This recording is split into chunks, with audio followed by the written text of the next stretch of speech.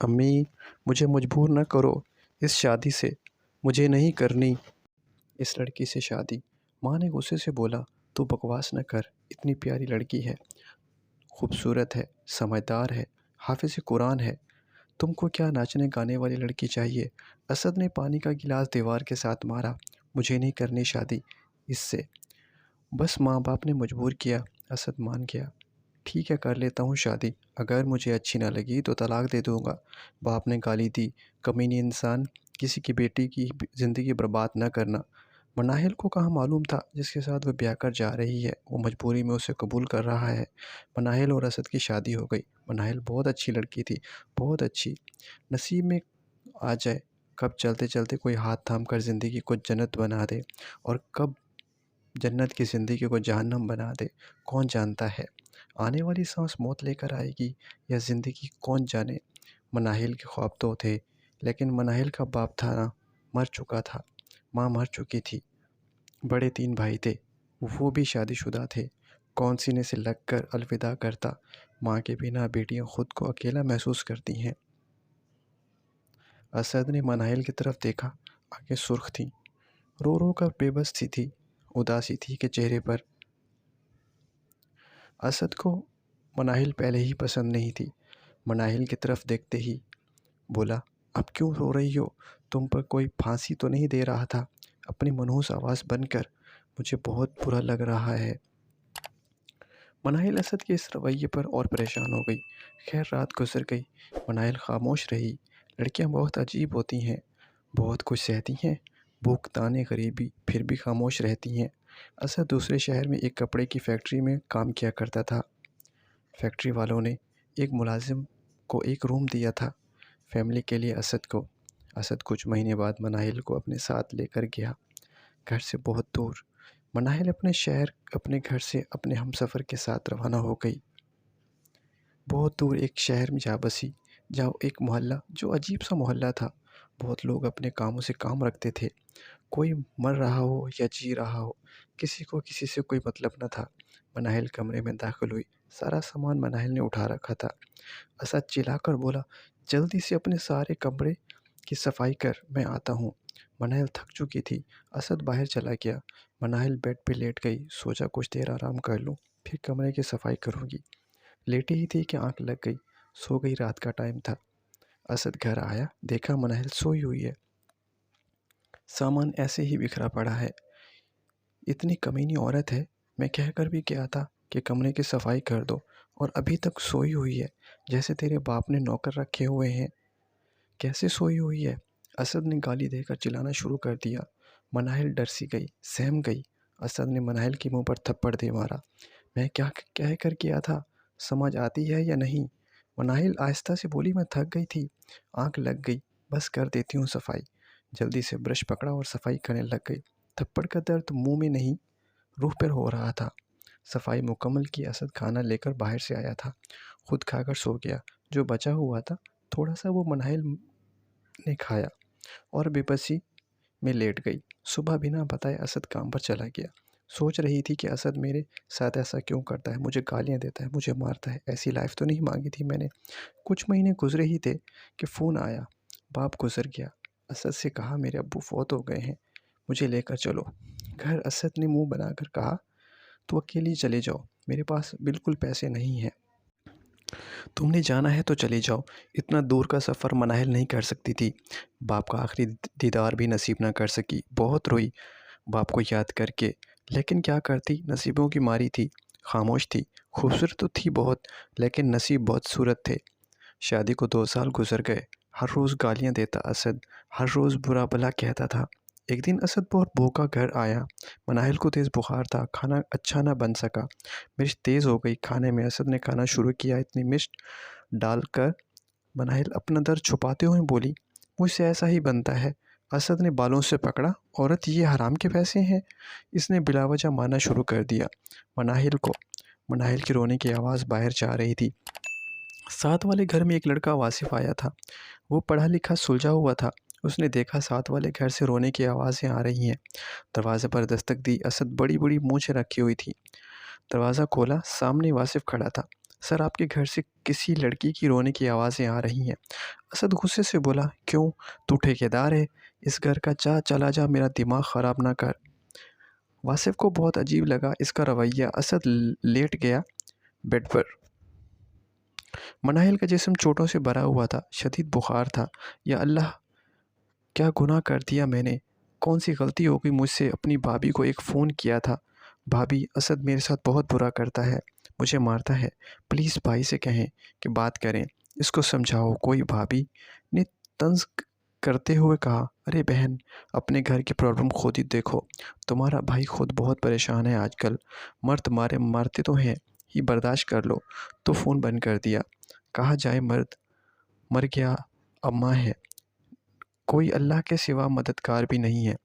اسد کا روز کا معمول بن گیا تھا، ہر روز کسی نہ کسی بہانے اسد مناہل کو مارتا۔ مناہل کی عادت بن گئی تھی، اب مار کھاتا وہ موت مانگ رہی تھی۔ ایک دن بھوکی تھی، کھانا بھی نہیں کھایا تھا، دروازے پر دستک ہوئی، لنگڑاتی ہوئی گئی، دروازہ کھولا تو سامنے سا واصف کھڑا تھا، مسکرا کر کہنے لگا، کیا میں اندر آ سکتا ہوں؟ مناہل کچھ نہ کہے نادار چلی گئی اندر۔ واصف اس کے پیچھے کمرے میں چلا ہوا۔ دیکھا مناہل کا بہت برا حال تھا، اس کی آنکھوں میں درد تھا، وہ چیخ چیخ کر جیسے کہہ رہی ہو، مجھے بچا لو اس جہنم سے۔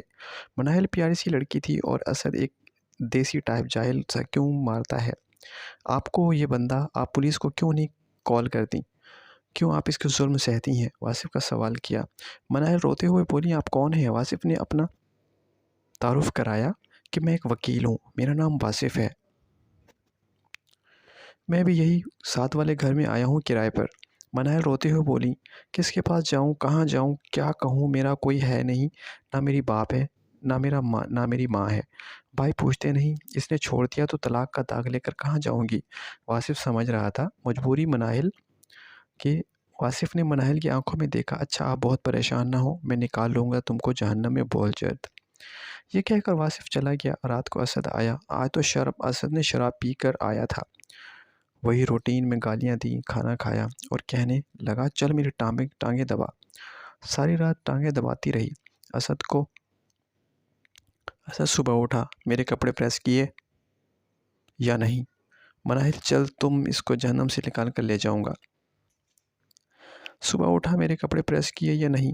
مناہل جلدی سے بولی، بس ناشتہ تیار کر لیں، پھر میں کر دیتی ہوں پریس۔ اسد نے گردن سے پکڑا، مناہل کو سانس بند کر دی۔ مناہل، کہ تو مر جائے، میری جان، میری لائف بن جائے۔ مشکل سے مناہل نے گردن چھڑائی اسد سے۔ مناہل دوڑتی ہوئی دروازے کی طرف گئی۔ واصف ہاتھ میں ایک شاپر پکڑا گھر میں داخل ہوا۔ مناہل، جاؤ شاپر لے کر آؤ۔ مناہل نے پوچھا، لیکن کیوں؟ واصف پیار سے کہنے لگا، ارے جاؤ تو۔ مناہل نہا کر آئی، گیلے بال، بہت پیاری لگ رہی تھی۔ واصف نے شاپر سے بریانی کا ڈبہ نکالا، بہت بھوک لگی ہے، جلدی سے کھاتے ہیں۔ مناہل کھانے لگی، اتنے مزے کی بریانی ہوٹل سے لے کر آئے ہو؟ واصف مسکرانے لگا، جی نہیں، خود بنائی ہے میں نے۔ آپ کیا سمجھتی ہیں وکیل کوئی کھانا نہیں بناتا آتا؟ اچھا۔ مناہل بہت خوش تھی، بہت زیادہ۔ واصف کے روپ میں اس کو زندگی نظر آنے لگی۔ واصف بہت باتیں کرتا۔ مناہل واصف کو یاد کرتے ہوئے اسد کے سب ظلم سہ جاتی۔ دوسرے دن واصف آیا، مناہل ایک بات کہوں؟ مناہل نے پیار سے کہا، جی کہیے۔ مجھ سے شادی کریں گی؟ مناہل کی آنکھوں میں آنسو آ گئے۔ واصف، نہ کھیلو مجھ سے، میں پہلے ہی درد میں گھوم چکی ہوں، اگر میرا جسم چاہیے تو آ جاؤ، جو کرنا ہے کر لو، لیکن مجھ سے کھیلنا۔ واصف نے مناہل کے چہرے کو اپنے ہاتھوں میں لیا۔ مناہل، واصف غیرت مند مرد ہے، ایسا کبھی نہ سوچنا۔ واصف کھیلنے کے آیا ہے؟ اچھا سنو، میں کچھ دن کے لیے واپس گاؤں جا رہا ہوں، اپنا خیال رکھنا، آؤں گا تو تم کو چھڑا لوں گا اس انسان سے۔ مناہل کا دل بیٹھ گیا۔ واصف، نہ جاؤ چھوڑ کر مجھے۔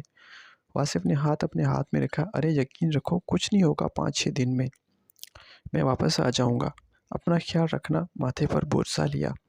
مناہل کی آنکھوں سے آنسو جاری تھے۔ واصف کو دروازے پر چھوڑا، کھڑی ہو کر جاتے ہوئے دیکھ رہی تھی۔